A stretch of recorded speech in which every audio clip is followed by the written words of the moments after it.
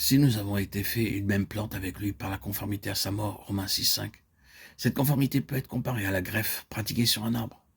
Lorsqu'on greffe un arbre, on fait une fente, puis, quand la greffe a été insérée dans la jante, les deux branches sont attachées ensemble par un lien. Pourquoi? Pour que la vie de l'arbre, la sève, puisse entrer dans la greffe, et que l'arbre et la greffe n'aient qu'une seule vie. Que Dieu soit loué pour cela. Quand Dieu prend le couteau pour nous séparer du monde et de nous-mêmes, et pour nous greffer en Christ dans sa mort, de sorte que sa sève de vie puisse couler en nous. Oh, quel fruit de vie, de joie, de paix, de patience, la greffe ne porte-t-elle pas?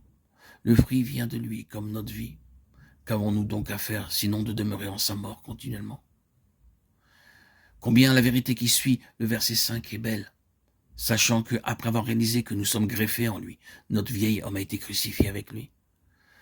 Par l'apôtre, Dieu déclare que lorsque Jésus fut cloué à la croix portant en son propre corps les péchés du monde, notre vieil homme, la race du premier Adam, a été crucifié avec lui. Telle est la déclaration de Dieu au sujet du calvaire. Certains incrédules disent, c'est le récit que Paul en fait, c'est sa manière de voir. Non, il faut se rappeler que ce fut Jésus lui-même qui révéla son évangile à Paul, et non les hommes, Galates 1,12. Christ expliqua lui-même sa croix à Paul, lui montrant que la race déchue, la vieille création, fut aussi clouée sur la croix, et qu'elle y mourut avec lui. Voilà quel est le secret de la victoire sur le péché.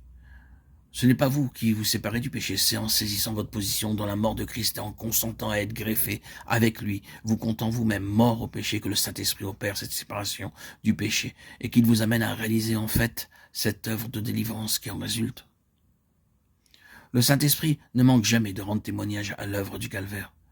Du moment où, en toute sincérité de cœur, vous désirez être délivré de la puissance du péché.